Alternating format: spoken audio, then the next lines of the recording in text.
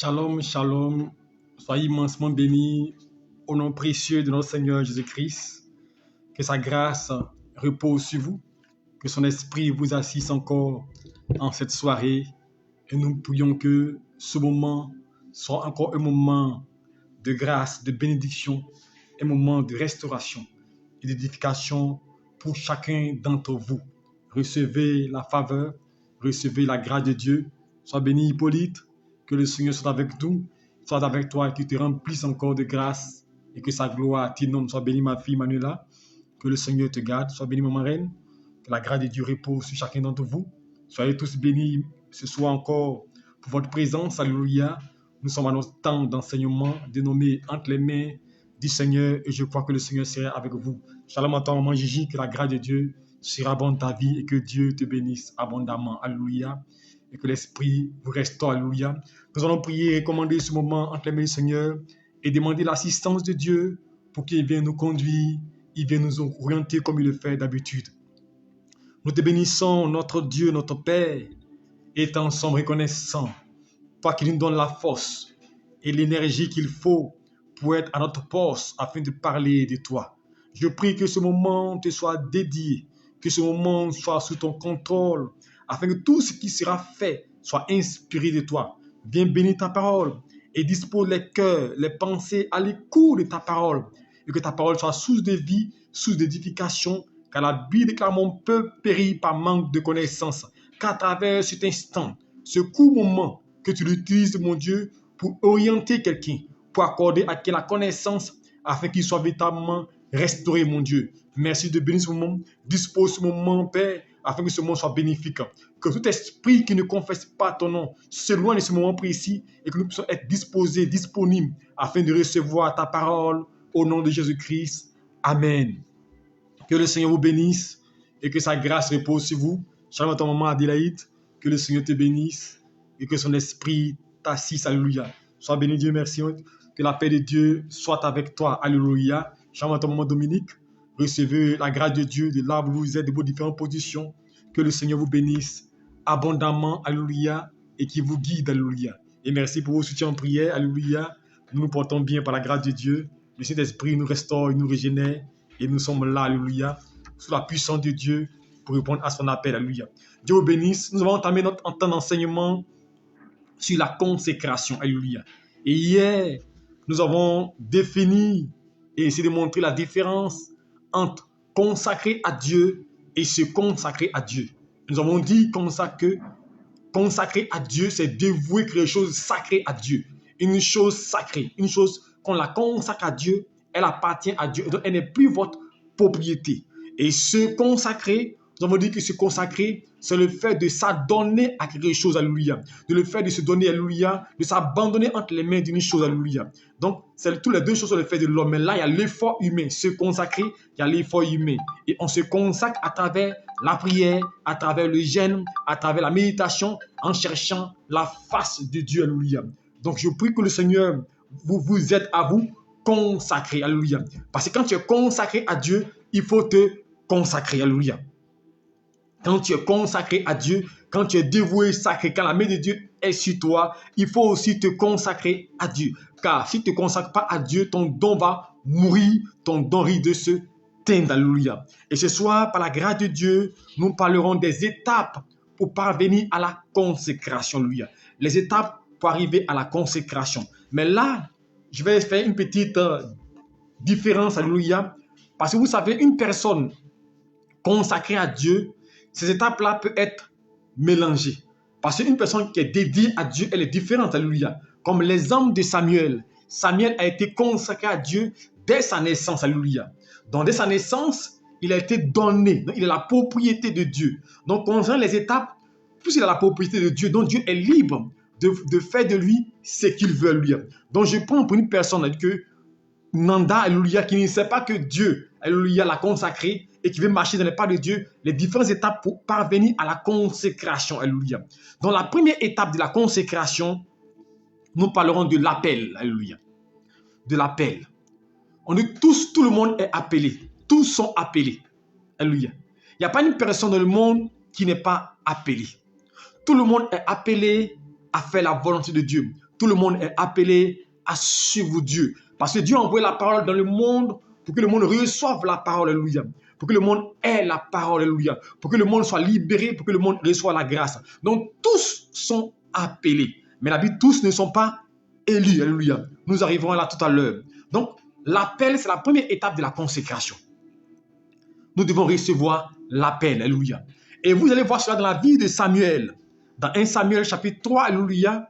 Quand vous lisez, vous allez remarquer que, alléluia, que la Bible déclare que quand Samuel était auprès de Élie, le sacrificateur, il va entendre une voix.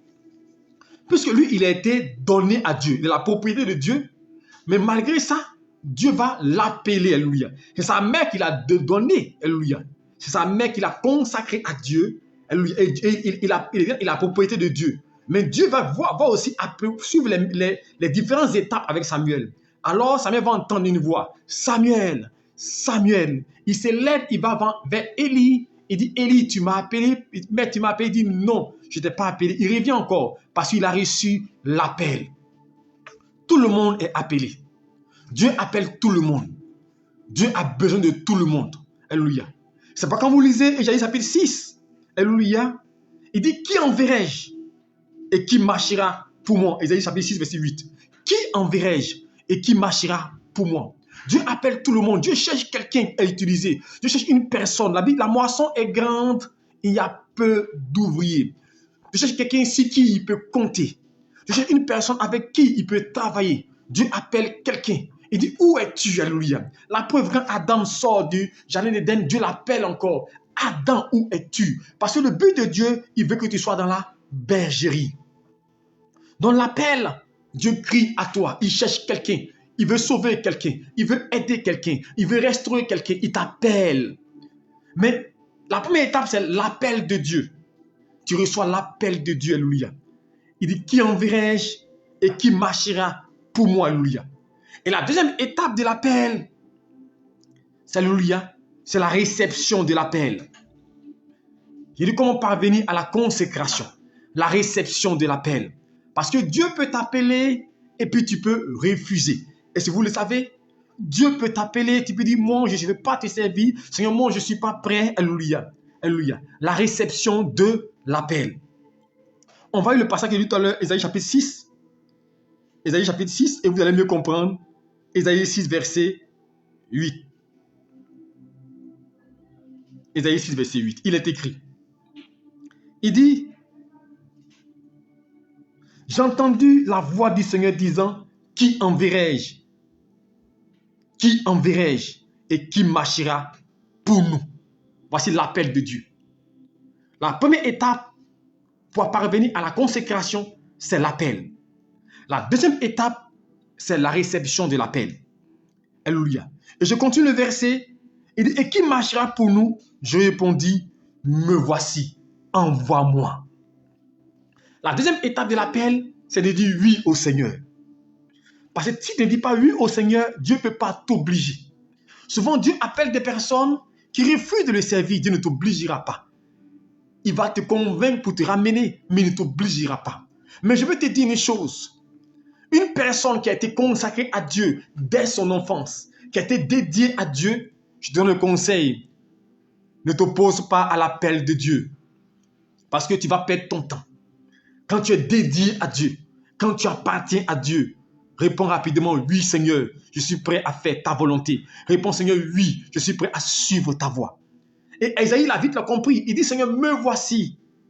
Il dit oui, me voici, je suis prêt à répondre à l'appel. Je suis prêt à dire oui. Je suis prêt à avancer avec toi. Je suis prêt à marcher avec toi. Mais là encore, ce n'est pas la consécration. Est-ce que vous m'entendez? Tu n'es pas encore consacré. Alléluia. Voilà pourquoi aujourd'hui dans l'église, il y a beaucoup de désordre. Des gens ont reçu l'appel. Alléluia. Ils ont dit oui à l'appel, mais n'ont pas reçu la consécration. Et ils sont en train de gâter. Ils sont en train de faire des choses qui ne sont pas bonnes dans l'œuvre de Dieu. Parce que la réception de l'appel ne fait pas de toi un homme consacré. Est-ce que vous comprenez? Parce que la première consécration, alléluia, c'est une œuvre spirituelle. Tu as été dévoué à Dieu. Alléluia. Tu appartiens à Dieu. Maintenant, il faut ça confirmer parce que tu vas travailler parmi les hommes. Donc cette consécration va maintenant être confirmée. Et je prends l'histoire de Samuel. Pour ne pas qu'il me dise, pasteur, mais Samuel était consacré. Alléluia. Donc c'est pourquoi je prends l'histoire de Samuel pour montrer que lui aussi, il va suivre ces étapes-là. Malgré que sa mère l'a donné, alléluia, à Dieu. Alléluia. Donc si lui, à qui sa mère a donné à Dieu dès sa naissance, a suivi ces étapes-là, ce n'est pas nous autres, alléluia, qui ne savons pas si on a été donné à Dieu, consacré à Dieu, qui allons brûler les étapes, alléluia, et aller détruire l'œuvre de Dieu. Et à cause de nous, le nom de Dieu sera blasphémé. À cause de nous, on va insulter Dieu. À cause de nous, on dira Dieu n'existe pas. Mais pourquoi? Parce que c'est nous qui agissons négativement. Parce qu'on n'a pas suivi les étapes pour aboutir à la consécration. Or, la Bible déclare que nul ne s'attribue cette dignité s'il n'est appelé de Dieu comme le fut Aaron. Mais appelé de Dieu comme le fut Aaron. Parce que Aaron aussi a été consacré. Alléluia. Donc, la réception de l'appel dit oui à l'appel. Même Jésus-Christ a dit oui à l'appel. Quand vous lisez Hébreux 13, verset 15, il dit, Seigneur, dans le rouleau, il est question de moi. Tu n'as agréé ni holocauste, ni sacrifice. Tu m'as formé un corps. Et j'ai dit oui, oui. Il a dit oui. Dans le rouleau, il est question de moi pour faire ta volonté. Même Jésus-Christ a dit oui à l'appel. Est-ce que vous comprenez? Dieu t'appelle. Tu dis oui à son appel. Alléluia. Et quand tu dis oui à l'appel, la troisième étape, après la réception de l'appel, c'est maintenant marcher dans le service de Dieu. Servir auprès d'une personne qu'on peut appeler dans le monde père ou guide spirituel. Parce qu'on ne se lève pas pour sortir comme ça. Alléluia. Parce que la confirmation de l'appel se fera par lui auprès de qui tu as servi. Alléluia. Alléluia. Est-ce que vous comprenez? Donc, après maintenant la réception, quand tu as dit oui à l'appel, tu vas maintenant passer au service. Tu dois maintenant servir près de quelqu'un. Tu dois apprendre les rouages. Alléluia. On va lire un passage et vous allez mieux comprendre ce que je suis en train de dire. Alléluia. 1 Samuel chapitre 3, verset 1er. Le jeune Samuel était au service de l'Éternel devant Élie. Est-ce que vous comprenez? Il était au service de l'Éternel devant Élie. Vous voulez servir Dieu? On apprend auprès de quelqu'un. Je le dis et je le répète. L'école pastorale est un moyen pour nous donner les prérequis de la théologie. Nous donner les bases théologiques.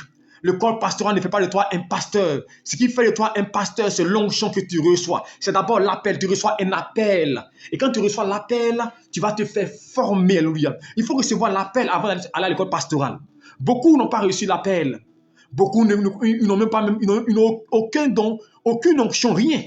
Ils sont allés, ils ont fait 4 ans, 3 ans, 5 ans, selon le lieu ou l'endroit, 1 an, 6 mois, et ils se font appeler pasteur. Mon frère, c'est le monde qui t'a fait pasteur, tu n'es pas pasteur. Je ne dis pas de ne pas faire l'école pastorale, parce que moi-même j'en ai fait, j'ai fait des formations, alléluia. Je ne dis pas de ne pas faire, mais je dis le préalable, ce n'est pas l'école pastorale. Le préalable, c'est de recevoir l'appel. Le préalable, c'est de recevoir l'appel de Dieu et de l'accepter. Et quand tu l'as accepté, tu es au service de quelqu'un. Et ici, il est écrit, Élie, alléluia, Élie, le sacrificateur, a reçu Samuel à son service.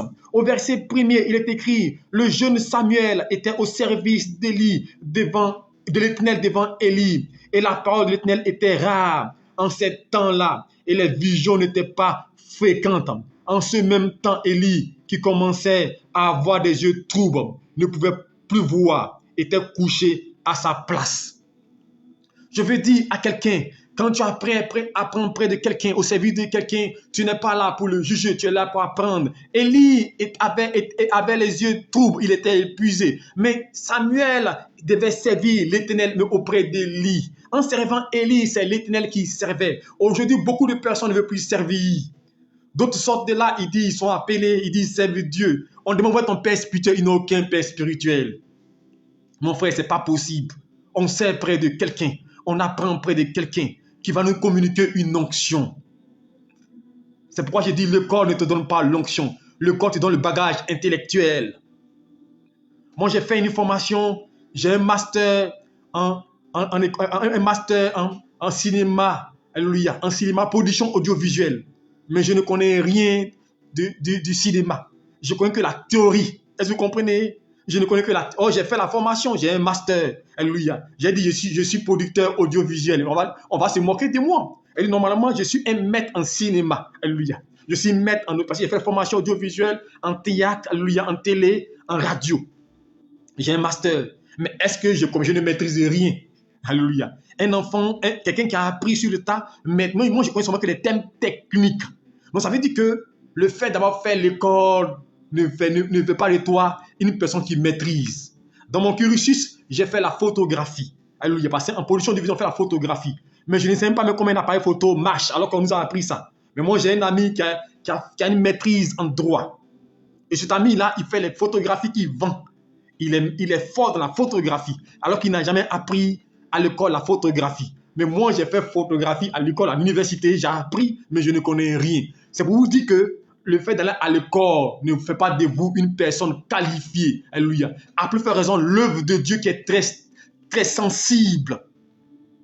J'ai voulu faire cette précision-là pour que nous comprenions que aller à l'école ne fait pas de vous quelqu'un qui maîtrise. La preuve, même quand on quitte l'école, après l'école sur le terrain, c'est différent. Alléluia. Alléluia, c'est différent. Et monsieur le directeur, monsieur Nanan, papa me contredit dedans. Alléluia, Hippolyte. Alléluia.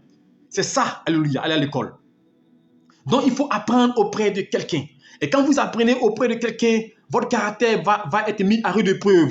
Vous allez être brisé. Parce que vous allez apprendre à servir. Moi, je me rappelle près de notre père spirituel, 96, 97, quand on servait souvent, je me rappelle bien, en pleine nuit, parce qu'on habitait dans la même maison. Je vous dis, à 4 h du matin, il se lève, il tape la porte, la fenêtre, il dit, lève-toi, Donald, va me préparer du quaker à boire. Alléluia. Et tu fais le quaker. Et quand il vient pour le quaker, il ne boit pas le quaker, il est endormi. Mais le lendemain, il va faire la même chose. Mais on est prêt à le servir. Il se lève le matin, il dit, va payer de lait sur la route. Si tu as un peu de lait, tu viens. Il peut te ramener 10 fois. Il nous a appris à servir sans compter sur l'argent. C'est pourquoi les gens demandent, pasteur, toi tu pries, tu ne demandes pas l'argent. Non, c'est parce que je suis fort. Non, on m'a appris ça. Mon père spirituel m'a enseigné à servir Dieu dans la vérité. Il nous a appris à servir Dieu sans tendre la main. Voilà pourquoi aujourd'hui on le fait. Parce qu'il nous a montré. Peut-être beaucoup vont dire, mais vous n'avez pas donné l'argent. Non, il paie la nourriture pour nous donner, mais il ne donnait pas l'argent parce qu'il voulait qu'on apprenne à comprendre que Dieu, ce n'est pas courir derrière les finances. On a appris près de lui, on a servi. On a servi près de lui. Alléluia. C'est ça. Et Samuel a servi près d'Élie. Il a appris. Et quand tu finis d'apprendre ainsi, quand tu finis d'être formé ainsi, tu n'es pas encore consacré. Hein? Alléluia. Et c'est là que beaucoup de gens ratent les formations. À ce niveau, comme ils ont été près du Père, ils ont suivi, ils ont été enseignés, ils ont reçu la grâce, ils ont vu le Père opérer, ils ont souvent prêché, ils pensent qu'ils sont prêts et souvent ils se séparent du Père, ils vont ailleurs. Alléluia. Ils vont ailleurs. Mais ton caractère, tu seras mis ailleurs, il faut que tu sois brisé. Parce que tu dois suivre des fidèles. Il faut apprendre à gérer des fidèles, à manager des fidèles. Aujourd'hui, beaucoup de gens ont du charisme, ont l'onction, mais ils n'ont pas le management. Ils reçoivent beaucoup de personnes, ils reçoivent beaucoup d'ouverture, mais ils les gâtent. Je connais des gens qui croient des autorités, mais leur relation ne dure pas 1 mois, 2 mois, parce qu'ils n'ont pas le management, ils n'ont pas été brisés. L'orgueil est en eux encore. Quand tu veux servir Dieu, il faut laisser ton orgueil, tu dois être humble, tu es serviteur. Jésus-Christ était le maître, il s'est abaissé pour nous servir. Mais aujourd'hui, nous sommes des rois, des chefs, des archevêques, des maîtres. On ne peut pas servir. Pour nous voir, on est obligé de voir au moins 10, 15 personnes. Mon frère, ce n'est pas ça l'œuvre de Dieu. Excusez-moi, il faut s'organiser, mais ça, ce n'est pas l'organisation. Ça, c'est une sorte, je peux dire une société, c'est comme une entreprise qu'on met en place. Les gens ont besoin de toi. Jésus-Christ qui venait même n'avait pas besoin de tout cet arsenal autour de lui. Il faut organiser. Il faut une secrétaire, parce qu'il faut une secrétaire. Il faut une salle de communication, des gens pour répondre aux messages, oui. Mais il ne faut pas fermer les portes. Aujourd'hui, pour voir un homme de Dieu, c'est difficile. Pour voir quelqu'un, c'est compliqué. Non. Tu peux voir des jours de réception, oui. Mais il y a des gens pour les voir. Un ami pasteur est parti voir un pasteur comme moi, est parti voir son collègue pasteur, un doyen, un vieux père dans le ministère parce qu'il voulait un conseil. Il arrive pour voir son ami pasteur. On dit, mon ami, va pas un rendez-vous. Un pasteur veut voir son ami pasteur. On n'y va pas un rendez-vous. Aujourd'hui, l'église est gâtée, est détruite. Parce que nous ne comprenons pas qu'il y a des étapes. Parce que plusieurs sont allés à l'école. Mais quand tu vas à l'école, tu es guindé, tu es rempli, c'est normal. Mon frère, nous demandons-nous, comme après le master, demandez aux professeurs à l'université, demandez à ceux qui sont ingénieurs, demandez à ceux qui ont le master, ceux qui sont docteurs, qui sont médecins, avocats. Regardez quand ils sortent de l'école, ils sont remplis d'assurance, de supériorité. Ou mais vous ne remarquez pas ça? Parce que la connaissance enfle, nous dit la Bible. La connaissance enfle, te montre supérieur. Mon frère, ce n'est pas ta faute, c'est la connaissance. Quand tu connais, tu penses que tu es au-dessus des autres. C'est pourquoi il faut servir près de quelqu'un pour te briser, pour briser ton orgueil, pour briser ton esprit de supériorité. D'autres pensent qu'ils connaissent que les autres, mon frère. C'est pourquoi j'ai dit, tu n'as pas encore été consacré. Parce que consacré, c'est servir près de quelqu'un qui va te montrer que tu as besoin de servir, tu as besoin de t'abaisser. Souvent, va te dire, lève-toi, va laver mon habit, va repasser mon habit. Pour vous, parce que c'est ça en fait la formation. Tu dois apprendre.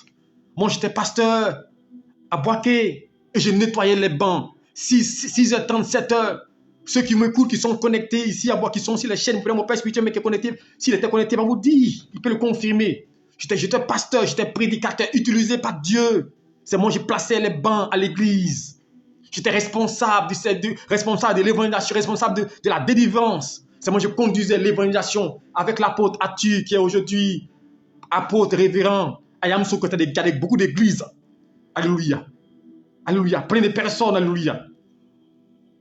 Plein de personnes avec qui nous commençons le ministère. Mais je dis, c'est nous placer les bancs, c'est nous placer les appareils, on était présents là. On n'avait pas honte. Malheur et les fidèles viennent s'asseoir comme fils, nous rangeaient. C'est ça le service de Dieu. Mais aujourd'hui, nous avons des catégories de personnes qui veulent être grands. Ils ont fait une petite série de prières, ils ont fait tomber des gens, ils pensent qu'ils sont toi arrivés. Mon frère, tu n'es pas encore consacré à Dieu. Non, tu es encore au service. Beaucoup sont au service. Et c'est après le service qu'ils sont rentrés dans le service, sans consacrer, être consacrés. Donc, ils n'ont pas la capacité. Beaucoup de gens ont tué le ministère parce qu'ils sont précipités. Je vous dis, avoir la foule ne veut pas dire que vous êtes de Dieu. J'ai dit à quelqu'un, attends, quand tu auras plus de 20 ans de ministère, tu pourras parler avec moi. Parce que nous aussi, on a drainé la foule. Nous aussi, on a dirigé près de 500, 200, 300 personnes.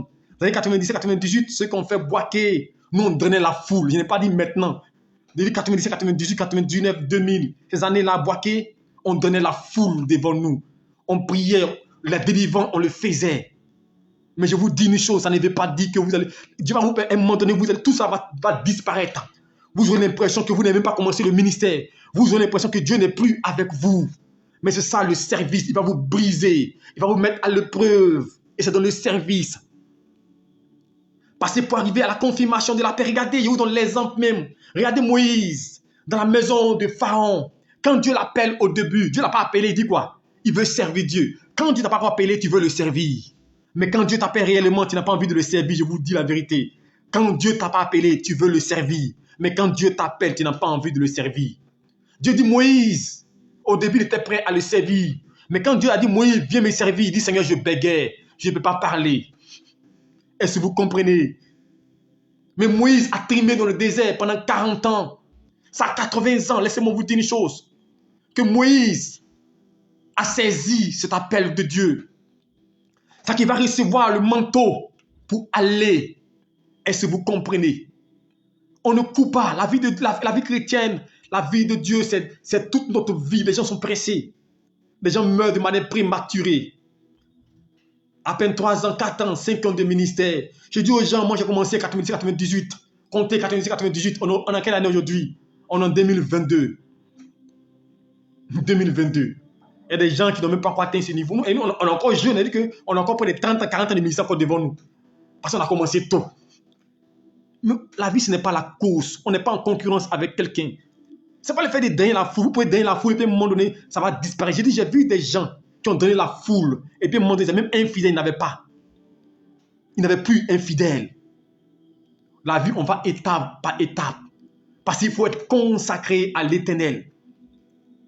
Il faut recevoir la consécration. Ce n'est pas la précipitation. C'est pourquoi Samuel a été au service d'Élie pour apprendre. Et là, il va apprendre beaucoup de choses. Il va apprendre que dans la vie, dans le ministère, il faut être intègre. Il faut être intègre avec l'œuvre de Dieu. Parce qu'Élie est mort à cause de cela. Parce qu'Élie ne pouvait pas parler à ses enfants. Élie ne pouvait pas parler à ses enfants, ils faisaient n'importe quoi dans le temple. Quand des gens n'ont pas suivi l'appel, ils sont dans les églises, des gens font des conneries, ils ne peuvent pas parler parce qu'ils ne savent pas, ils n'ont pas réussi la consécration. Mais quand tu apprends tout ça de ton père, ses défauts, ses faiblesses, ce n'est pas en fait Dieu te montre cela pour qu'il soit plus t'aider. Élie est mort parce qu'il était complaisant avec ses enfants. Et eux aussi, ils sont morts. Alors que c'est eux qui devaient recevoir le sacerdoce. Parce qu'ils étaient fils d'un sacrificateur. Donc normalement, ça devait être les transmis. Mais quand nous parlerons des dangers, on va encore revenir dessus. Est-ce que vous comprenez? Alors c'est pourquoi il est important de suivre les étapes. Quand vous voyez beaucoup de personnes, ils sont assis, des gens font des choses, ils ne parlent pas, c'est parce qu'ils n'ont pas appris beaucoup près de quelqu'un. Quand tu apprends, quand tu es à côté, tu apprends, tu vois les failles. Ce n'est pas pour juger quelqu'un, mais quand tu vois les failles, tu dis, il faut que moi aussi je m'améliore. Il faut que moi je m'organise. Tu vois les failles de ton père, ce n'est pas pour le juger. Tu vois les défauts, ce n'est pas pour le juger, mais c'est pour en tirer profit pour que toi tu deviennes meilleur. Car si tu deviens pareil, si tu ne dis pas cela à profit, que tu deviennes pire, c'est que tu n'as rien appris. Est-ce que vous comprenez? Voilà pourquoi aujourd'hui beaucoup de personnes sont sur des églises, sont dans les églises, mais ils ne maîtrisent pas. L'église, c'est des nouvelles personnes. Tu vas ici aujourd'hui, c'est un nouveau groupe. Demain, tu viens, c'est un nouveau groupe. Parce qu'on n'a pas appris. Alléluia. Alléluia. Parce que beaucoup de personnes n'ont pas été formées. Ils n'ont pas réussi cet apprentissage près de quelqu'un. Parce qu'apprendre, ce n'est pas une semaine, 2 semaines. Apprendre, c'est passer du temps près de quelqu'un avant de pouvoir s'envoler, avant de pouvoir être sur un ministère. Sinon, vous ne pourrez pas.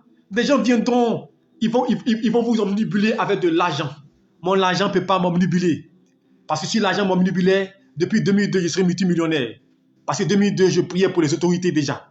2002, je priais pour des cadres, je priais pour des hauts cadres, des banquiers, 2002. Pas maintenant, 2002-2003, je priais pour des hauts cadres. Mais l'argent ne m'a pas effrayé. Je me rappelle bien, en 2003, un monsieur qui m'a dit, pasteur, je veux t'en confier une mission. Si tu m'aides, je suis prêt à te donner des millions. C'était quoi? Aller mentir, c'est une révélation. Je suis parti, et puis je suis parti dire la vérité. J'ai mélangé son programme. Mon argent ne m'achète pas. Et jusqu'à présent, j'ai dit, personne ne peut m'acheter ces millions. Je suis allé à l'école, si je veux l'argent, Dieu m'a donné l'intelligence. Mes parents ont des forêts, je sais travailler machette. Si je veux l'argent, je préfère aller travailler au champ que de voler, de spolier des gens. Parce qu'on m'a formé. Alléluia. Est-ce que vous comprenez? Donc c'est important d'apprendre près de quelqu'un. Et Samuel a pris près d'Élie. Et là, il va être forgé. Il va apprendre. Et quand vous finissez d'apprendre, et dans l'apprentissage, vous apprenez à honorer Dieu. Parce que Dieu honore ceux qui l'honorent. Dieu honore ceux qui honorent sa parole. Dieu honore ceux qui glorifient son nom. Je vous dis une chose, je fais une remarque. Ne pensez pas qu'avoir la gloire veut dire que Dieu est avec vous. Avoir des grands moyens financiers veut dire que Dieu est avec vous. Je vous dis une chose, il y a des hommes de Dieu qui ont cachés dans les campements, cachés dans les villages, qui ne sont pas connus, mais qui sont remplis d'onction. J'ai connu un homme de Dieu, celui qui m'a envoyé, qui m'a introduit à l'église. C'était en 92, j'étais tout jeune. Lui qui m'a introduit à l'église Assemblée de Dieu. À l'église Assemblée de Dieu à Daloa, alléluia, en 92, alléluia. Je parle avec des preuves, pour ne pas qu'on dise le passé. En 92, à l'église de Daloa à Tapégué, j'étais tout jeune. Lorsqu'on inaugurait le premier temple de Daloa, j'y étais à une veillée, j'étais présent. J'aime parler avec des preuves, pour ne pas que les gens disent, lui, là, il raconte n'importe quoi. Cet homme-là, moi-même aujourd'hui, je suis plus connu que lui. Est-ce que vous comprenez? Mais c'est un homme oint. Après lui, j'ai connu un monsieur d'un campement à Bekipra, dans la zone de Daloa aussi. Un monsieur rempli de foi, d'assurance, qui nous a inculqué l'assurance, la stabilité. Mais il n'est pas connu. Il n'est jamais passé sur les antennes de télévision. Mais c'est un homme de Dieu. Donc être connu ne veut rien dire. Avoir une méga église ne veut rien dire. Ce qui est important, c'est d'être consacré à l'Éternel. C'est d'appartenir à Dieu. Même Jésus-Christ, qui était le Fils de Dieu, il n'avait que 12 fidèles qu'il a encadrés. Il priait pour une multitude, mais ceux qui étaient avec lui étaient 12. Est-ce que vous comprenez? Tous les apôtres n'ont pas dirigé l'église. Alléluia. Je veux dire, donc il faut apprendre à honorer Dieu, à marcher dans les pas de Dieu. Mon frère, si Dieu t'appelle, j'ai dit un ami pasteur, si Dieu t'appelle, avoir 10 fidèles, c'était fidèle. Avoir 100, faut dire que chacun a sa part. Quand tu donnes 1000 fidèles, c'est que tu as la capacité de 1000 fidèles. 200, c'est 200. 1000, ça dépend de la capacité de chacune. Mais tout le monde veut imiter, tout le monde veut ressembler à David Oyedepo. Mon frère, mais tu n'es pas David Oyedepo. Tout le monde veut ressembler au patriarche Dion Robert qui a plein d'églises dans le monde entier, mais tu n'es pas Dion Robert. Est-ce que tu connais son alliance avec Dieu? Tout le monde veut ressembler à ses bishops, ses grands noms. Chacun a sa grâce, chacun a son onction. Tant que tu ne marches pas dans ton appel, tu ne peux pas recevoir la consécration. Et la consécration se fait auprès de lui à qui tu as appris. Des gens se sont levés pour aller se faire consacrer à nulle part ailleurs. Mon frère, ce n'est pas possible. Des gens ont des milliers de pères spirituels. Mon frère, un pasteur a un père spirituel. Vous pouvez ne plus être en odeur de sainteté. Mais on ne peut pas avoir des milliers de pères spirituels. C'est comme, imaginez-vous, votre papa qui vous a mis au monde, qui vous a mis à l'école. Et puis un matin, il n'est plus votre papa. Il vous a éduqué. Il vous a donné à manger. Il vous a nourri. Est-ce que vous voyez que c'est logique? Et vous dites aujourd'hui, parce qu'on n'est plus en conflit, on est en conflit, tu n'es plus mon papa. Non, ce n'est pas possible. Est-ce que vous me comprenez? Donc je veux dire à quelqu'un, il faut apprendre dans le service. Et c'est dans le service que tout cela on apprend. Alléluia. C'est dans le service qu'on apprend à connaître toutes ces choses, ses défauts, ses qualités, ses forces. On apprend à connaître ce qu'il ne faut pas faire, ce qu'il faut faire, à honorer Dieu. On apprend tout ce qu'il faut. Et qu'on a appris ces choses-là maintenant, on va arriver à la sélection. On n'est pas encore consacré à Dieu là encore. Hein? On va arriver maintenant à la sélection. Et la sélection, c'est le tri. Est-ce que tu es passé par ce que Dieu a prévu que tu fasses? Regardez une chose. Quand Jésus est arrivé, la Bible au départ, c'était 3000 personnes qui le suivaient. Est-ce que vous comprenez? Plein d'appelés. Et au fil du temps, ils vont devenir 120. Est-ce que vous comprenez? 120. Mais ils vont les sélectionner. Après les sélectionner, ils vont rester 12. Est-ce que vous comprenez? Donc c'est pour dire une chose, on peut être appelé. On peut recevoir l'appel. On peut être au service. Judas était au service. Il a été sélectionné.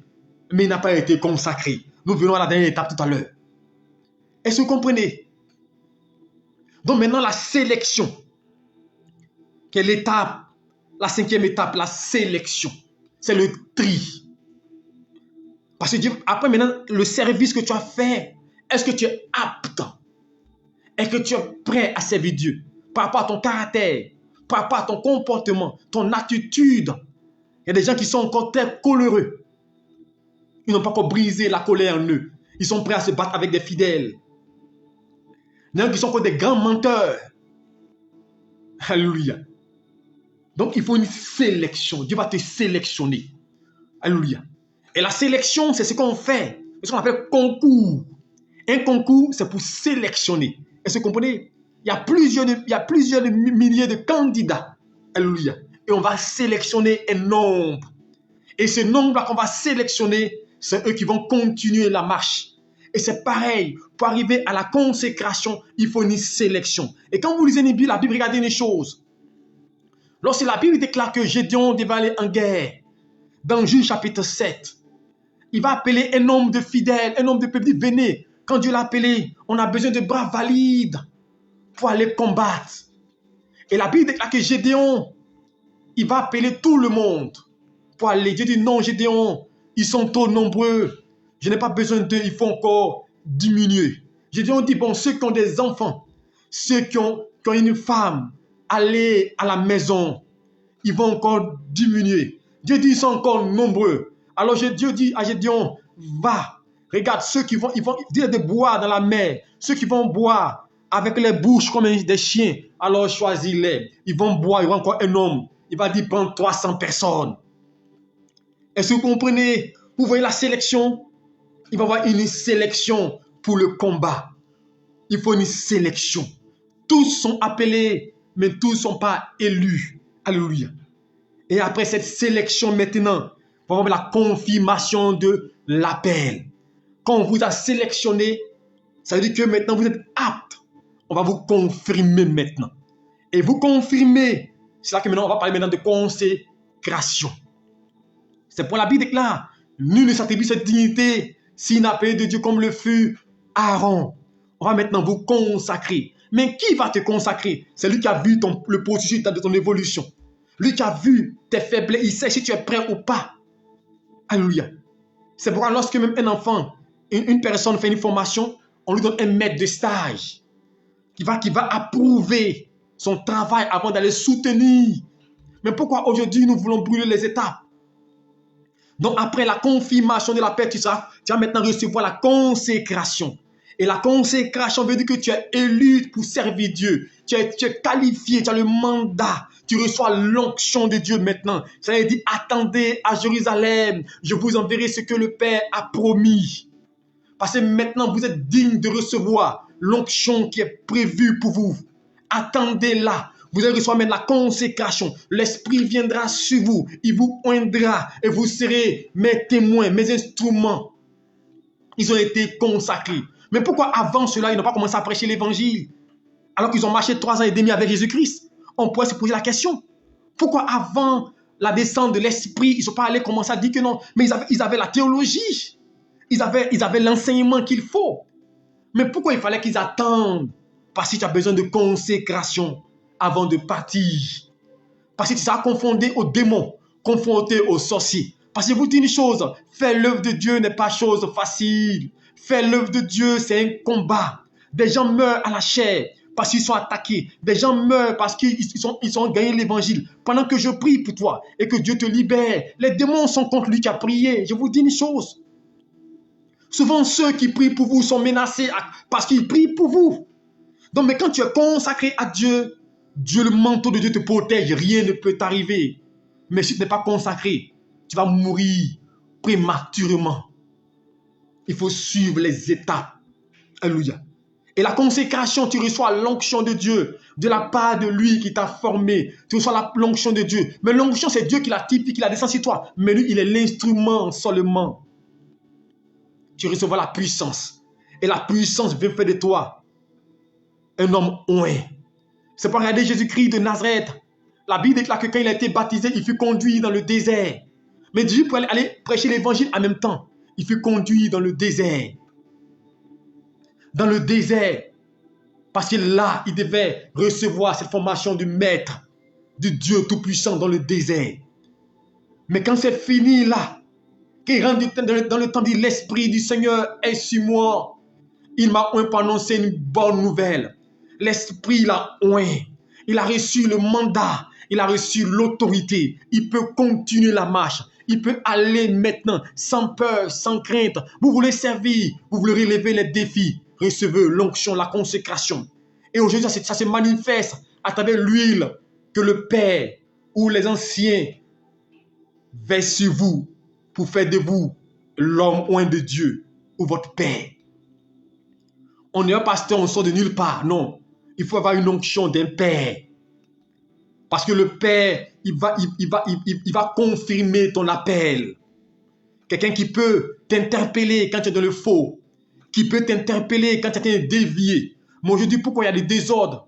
Parce qu'on ne peut pas interpeller quelqu'un. Mais aller dans nos pays anglophones, comme le Nigeria. Parce que c'est de là que j'ai un peu l'idée. Mais là-bas, on ne se lève pas pour servir Dieu comme ça. On va te demander qui est ton Père.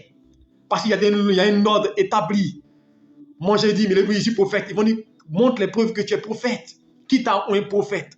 Donc là-bas, ils ne s'amusent pas avec le Père. Car c'est lui qui donne l'onction. Et c'est par rapport à cela qu'on te considère. Quand il dit que mon Père c'est Idaroussa, quand il dit mon Père c'est tel, quand il dit mon Père c'est tel, on dit oui. Bon, tout le monde se lève. Non, j'ai un PhD. Non, j'ai fait telle école. J'ai fait telle formation en Angleterre. Mon frère, j'ai fait telle formation dans telle école théologique. Mon frère, ça ne fait pas de toi pasteur. Ça ne fait pas de toi pasteur. Reçois une onction de quelqu'un. Reçois une onction divine dans la main de quelqu'un. Même Jésus, quand il est arrivé, il s'est laissé baptiser par Jean-Baptiste. Alors qu'il était plus grand que Jean-Baptiste. Alors voici la consécration, l'étape de la consécration. Laissez Dieu vous oindre avant de partir. La consécration, c'est ça. Être oint par Dieu. Recevoir l'agrément, recevoir le mandat. On ne se lève pas comme ça pour partir. Beaucoup sont morts sans consécration. Mon frère, il faut avoir le manteau, alléluia. le manteau. Exercer la puissance de Dieu n'est pas un mandat. Est-ce que vous savez? Parce que la Bible déclare, voici les miracles qui accompagneront ceux qui ont cru. Donc quand tu crois en Dieu, tu peux faire miracle. Est-ce que vous comprenez? Quand tu crois en Dieu, tu peux faire miracle. La Bible déclare qu'au nom de Jésus-Christ, nous chasserons les démons. Donc quand tu dis au nom de Jésus-Christ, tu peux chasser des démons, ce n'est pas un mandat. C'est ce qui accompagne l'Église. Mais avoir un mandat pour exercer, un mandat pour exercer, pour proclamer l'Évangile, un mandat pour administrer, un mandat pour conduire. Mon frère, il faut être consacré à Dieu. Il faut recevoir la consécration. Alors je dis à plusieurs, on ne se lève pas parce qu'on n'a pas réussi pour venir servir Dieu. Alléluia. Je ne dis pas forcément qu'il faut avoir des diplômes parce que Pierre et Jean étaient des personnes sans instruction. Pierre n'est pas là à l'école, il était un pécheur. Pierre ne connaissait rien. Mais je veux dire aussi que Dieu n'a pas dit que tout le monde aujourd'hui, il ne faut pas avoir connaître quelque chose. Parce qu'aujourd'hui, tout le monde s'élève. Non, Dieu aussi a béni des intellectuels. Des gens qui sont allés très loin aussi à l'école. Des gens qui sont aussi qualifiés. Mais ce qui est important, ce n'est pas le fait d'aller à l'école ou pas à l'école, mais recevez la consécration, recevez le mandat, recevez l'autorité, recevez le mandat de Dieu. Vous voyez, Finney, Hophni, ils sont morts. Nous parlerons de ça demain, on parle des dangers de profaner l'appel, le danger de ne pas recevoir la consécration. Nous allons parler de ça demain. Ils sont morts, Finney, Hophni, alors qu'ils étaient fils de sacrificateurs. Demain, nous allons voir les conséquences quand tu n'es pas consacré. Oh, des gens s'élèvent parce qu'ils ont des dons. Ils s'élèvent. Moi, je vous dis une chose. Et chaque fois que je rends ce témoignage-là, à Boaké, j'étais pasteur, mais je n'étais pas encore consacré. Et que j'étais près du Père, mais il n'a pas encore consacré pour dire tu es pasteur. Alléluia. Officiellement. Mais j'étais pasteur, je prêchais, je dirigeais, je faisais des délivrances, mais je n'avais pas encore réussi la consécration. J'étais encore au service, mais en tant que pasteur. Et un jour, pendant qu'on priait, pendant que je dirigeais la prière et que je tenais aimer la prière, j'ai vu un esprit sortir, j'ai senti un esprit sortir, parce que je me dis, regarde, l'esprit est rentré dans ma gorge, je suis tombé. Depuis ce jour, je ne joue pas avec ça. Et c'est en 2002 que notre Père nous a consacré tous ses fils qui étaient pasteurs autour de lui pour dire, maintenant, vous pouvez aller faire l'œuvre de Dieu, je vous libère si vous voulez. Mais là, on était à son service. Alléluia. Et depuis cela, il n'y a pas un démon, il n'y a pas un esprit. J'étais allé dans un village de sorciers, il y a 2 ans de cela.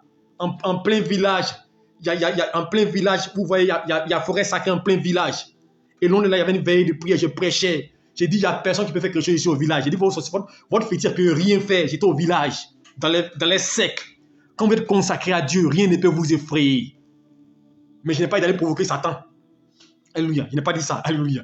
Mais je veux dire, quand vous avez le manteau de Dieu, quand vous êtes environné par Dieu, je vous dis une chose, rien ne pourra contre vous. Alors, il faut avoir la consécration, l'accord de Dieu, le mandat de Dieu pour exercer, pour faire l'œuvre de Dieu. Alléluia. Et quand vous êtes consacré à Dieu, je vous assure, vous allez évoluer sans que quelque chose vienne entamer votre détermination. Donc voici le message que je voulais dire à quelqu'un. Affaire de Dieu, ce n'est pas un jeu. Je vois aujourd'hui beaucoup de gens se lèvent. Ils se disent, moi ici comme ci, moi ici ceci, ici cela, moi ici bishop. Je dis, mon frère, attendez un peu.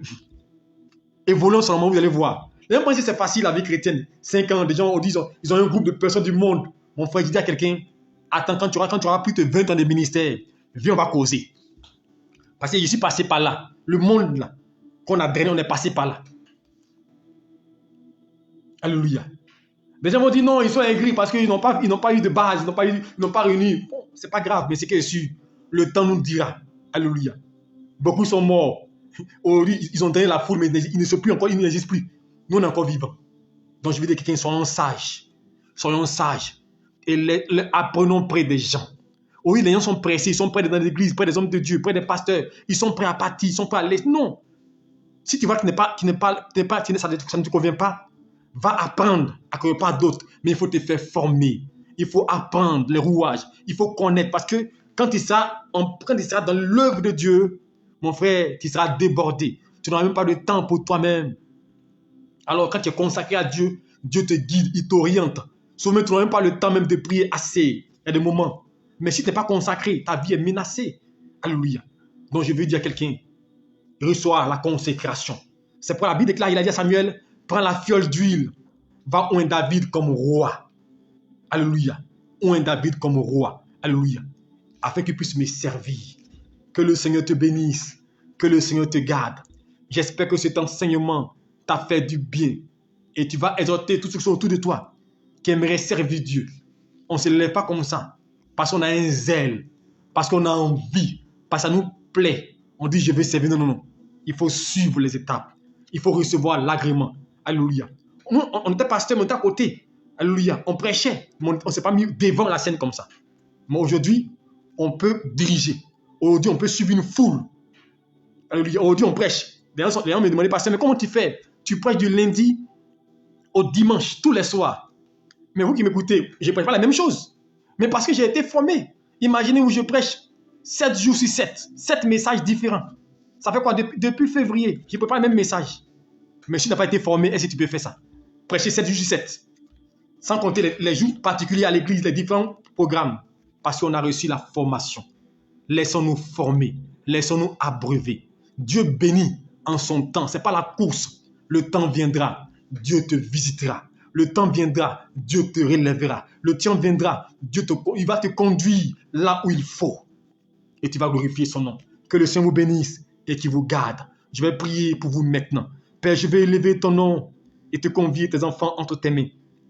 Que ta grâce repose sur eux. Que tu les conduises, mon Dieu. Je prie que tous ceux que, Père, tu as appelés, éduque-les, forme-les, enseigne-les, équipe-les pour qu'ils soient prêts à affronter le monde des ténèbres, prêts à annoncer l'évangile, prêts à conduire, mon Dieu, qu'ils aient les sentiments qu'il faut, le caractère qu'il faut, le management qu'il faut pour diriger. Remplis, mon Dieu Père. Nous voulons former des disciples, des gens qui sont prêts à aider, à soutenir l'œuvre de Dieu. Bénis tes enfants, couvre-les, préserve-les, et que ton esprit les assiste et veille sur eux, et qu'aucun malheur ne s'approche d'eux. Merci pour ta grâce, et merci de les bénir au nom de Jésus-Christ. Amen. Que le Seigneur vous bénisse et qu'il vous garde. Nous nous retrouvons demain, 5h30, pour prière matinale. Et demain soir, nous serons là pour notre enseignement sur la consécration. Shalom à vous. Dieu vous bénisse et qu'il vous garde. Bonne nuit à vous.